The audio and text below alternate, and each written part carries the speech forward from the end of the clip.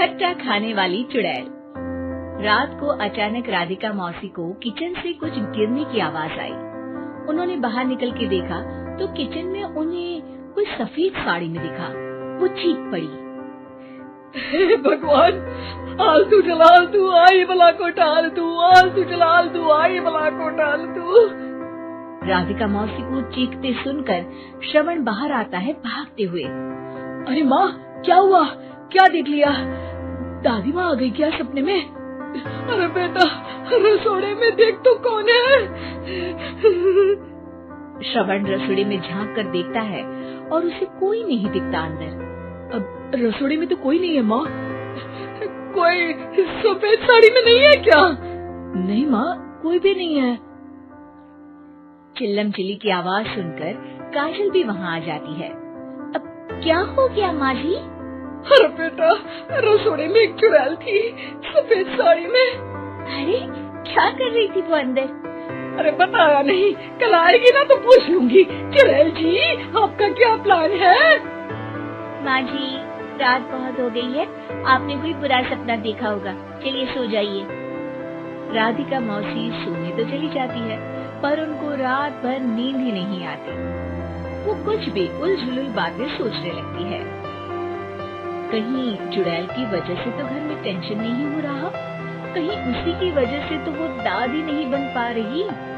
सुबह जब राधिका मौसी रसोड़े में छानबीन करती है तो पाती है कि नींबू का अचार गायब है। चुड़ैल नींबू का अचार ले गई? मुझे तो ठीक नहीं लग रहा कुछ। चुड़ैल को भी पता है कि जिंदगी का असली मजा तो खट्टे में ही है। राधिका मौसी झट से श्रवण को फोन कर देती है। बेटा, मुझे समस्या समझ में आ गई है, हमें एक तांत्रिक की जरूरत है। अरे क्या बोल रही हो माँ, तांत्रिक की क्या जरूरत है? आप पूजा पाठ तो कर ही रही हो ना। आलतू जलालतू मंत्र सारे फालतू जैसे कुछ मंत्र पढ़ो, चली जाएगी अपने आप चुड़ैल।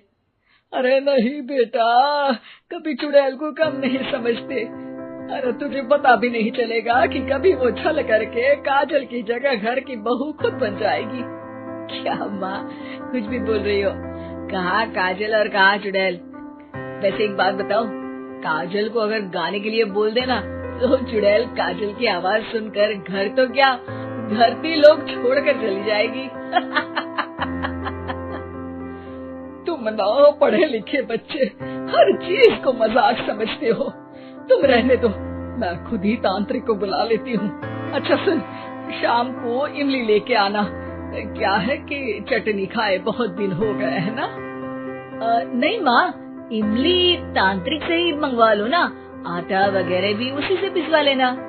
देखो मुझे काम करना है।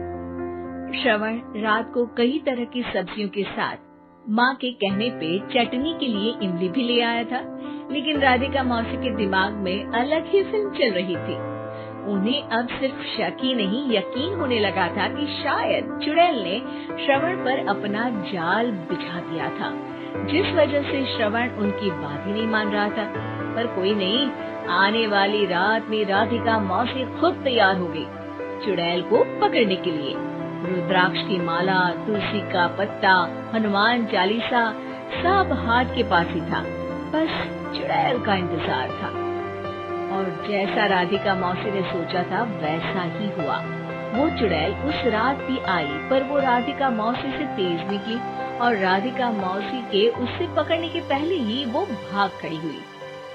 जरूर बहू पे साया है उस चुड़ैल का, तभी तो श्रवण के कमरे में गई है। और अगली सुबह राधिका मौसी पिछली रात हुए हमले में किन चीजों का नुकसान हुआ उसका हिसाब लगा रही थी। उनके खेमे से एक आम के अचार की शीशी भी गायब हो चुकी थी और वो इमली भी जो कल श्रवण लेकर आया था। राधिका मौसी इस बारे में सोच ही रही थी कि श्रवण जल्दी से रसोड़े में आकर दवाइयों की पोटली ढूंढने लगता है। अरे बेटा, क्या हो गया? अब माँ, वो काजल की तबीयत खराब है, बहुत घबराहट हो रही है उसे। हे भगवान, मैंने पहले ही कहा था कि तांत्रिक को बुला लेते हैं, पर नहीं। अब देखो, उस चुड़ैल ने काजल को अपने वश में करना शुरू भी कर दिया है। हालांकि श्रवण भूतों में विश्वास नहीं करता था, पर अब वो भी डर जाता है। और राजी हो जाता है एक तांत्रिक को बुलाने के लिए। कुछ ही घंटों में तांत्रिक आ जाते हैं और राधिका मौसी तांत्रिक जी को सब बता देती है।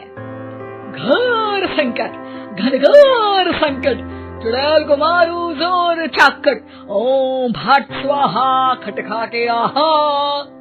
अरे ये क्या मंत्र है? मेरे खुद के ओरिजिनल मंत्र है, कल रात को ही लिखे हैं, अच्छे लगे तो दाद चाहूंगा। एक और मंत्र सुनो, अर्ज किया है आब्राकडाब्रा, दिल्ली बम्बई आगरा, चंदा मामा सोरले सुरन मामू जारा। ये मंत्र है? अरे कोई 40 वालीसा पढ़ो ना। वक्त कम है, 40 नहीं पड़ेंगे, 20-25 में काम चलाना पड़ेगा। अलग निरंजन जाके लंदन, मुफ्त का मंजान घिस मेरे नंदन। अरे जल्दी करो तांत्रिक जी, जल्दी करो। तांत्रिक अपने उल झलूल मंत्र पढ़ने लगता है। श्रवण को तांत्रिक पे शक होता है। वो अपने एक डॉक्टर दोस्त को कॉल कर देता है ताकि कोई अनहोनी हो तो इमरजेंसी में चीजें मैनेज हो जाए। तांत्रिक धुनी रमाता है, जिसकी वजह से कमरे में काफी धुआं हो जाता है और जिसकी वजह से बहू की घबराहट बढ़ जाती है। अब भागेगी चुड़ैल। हाँ। बहू खांसते हुए धुएं से बचने के लिए बाहर चली जाती है। अरे भाग रही है, भाग रही है। पीछे पीछे श्रवण भी जाता है। बहू एक सोफे पर बैठ जाती है। तभी डॉक्टर दोस्त आ जाते हैं और श्रवण को पानी लाने के लिए कहते हैं। थोड़े चेकअप के बाद डॉक्टर कहते हैं, मेरे हिसाब से जाप का काम पूरा हो गया है। क्या मतलब? अरे कुछ भी नहीं माँ, कोई चुड़ैल नहीं है, खुशखबरी है, अब दादी बनने वाली है। मगर वो सब अचार के डब्बे। श्रवण दोनों अचार के डब्बे अपनी माँ को दिखाता है, जो कि उनके बिस्तर के नीचे छुपे हुए थे। आपने सही बोला था माँ, वो चुड़ैल काजल ही थी जो खट्टा खा रही थी। हमें कल ही पता चला, पर हमने आपको ये तांत्रिक वाला काम करने दिया ताकि आपको भरोसा हो जाए कि भूत वगैरह कुछ होता ही नहीं। अच्छा अच्छा, ये तो बड़ी खुशी की बात है, पर बेटा मुझे एक झाड़ू तो ला दे। क्यों माँ? ये तांत्रिक का भूत उतारती हूँ मैं। अब तांत्रिक राधा मौसी के डर से घर से भाग निकलता है और राधा मौसी उसके पीछे भागती है। अरे संकट ये घनघोर है, तांत्रिक मुआ चोर है।